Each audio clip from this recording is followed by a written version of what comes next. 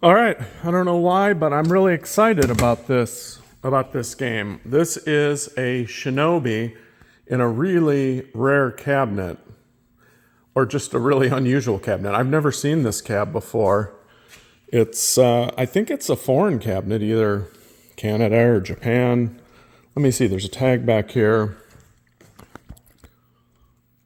Looks like a Canadian zip code there, and it's still, yeah, must be Canada. But it's another one of these.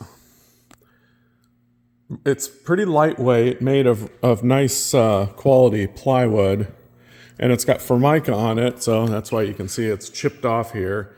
But it's actually not pure white. It's got like a texture, kind of like a, let me see if I can get close enough, kind of like a kitchen countertop, kind of almost all white, but it's better because it kind of hides any dirt or grime or whatever.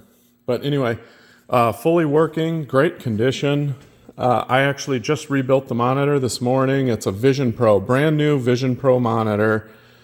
And when I say brand new, I mean there's no screen burn, so it's still probably 20 years old, but it's, anytime you find a Vision Pro in a game from the 80s, you know that it's a new replacement monitor because they didn't have Vision Pros in the 80s. And it's a good monitor.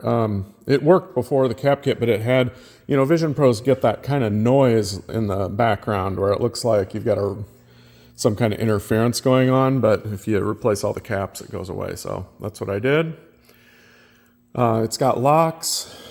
Marquee obviously lights up nice. It's got some scratches on the marquee, so it's not perfect.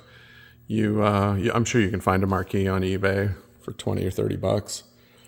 It's fully working. Has the back door. I've got the back door loose here so I can show you. And it looks, I'm not an expert on these, but this is a System 16 game, but they had System 16A and B. That must be an A version because it doesn't look like the typical Shinobi. Usually the Shinobi is one of those 16B games that has like a big motherboard and then a little cartridge plugged in on top of it. But the A boards, from what I recall, are two large boards piggybacked together. And there were a few of the System 16 games that came on A and B. Shinobi's one of them. So there you have it. The monitor does have a remote board for making adjustments. The dip switch settings are down there on a piece of paper in the bottom of the cabinet. Let's coin it up and show you that the sound's working.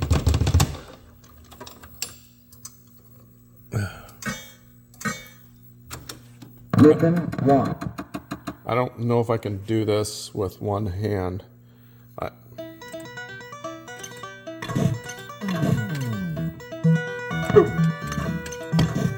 I'm doing all right.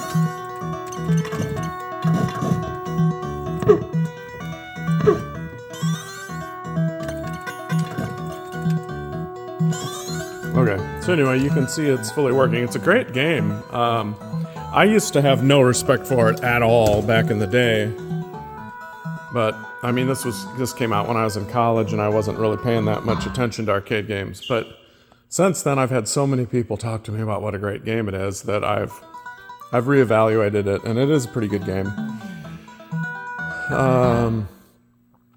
I'm not sure what else to say. It's another nice thing about this cabinet is, well, for one thing, no water damage, no structural problems, very solid, and also it's pretty lightweight, which is nice. It probably weighs half what this Dynamo HS27 weighs, maybe less than half. It's remarkable how much difference there is in weight. And it's even less than one of these, like a Magic Sword there. It probably weighs 100 pounds less than that, so. Wow, that's pretty good attract music, I gotta say. I'm impressed. So, anyway, there it is. Nice looking Shinobi for you. And this is, by the way, this is my only Shinobi. I guess I should be keeping it for Arcadia Unlimited, but Well, if you don't see it in the auction, it's because I decided to keep it. But I do need to get the numbers up for this auction, so thanks.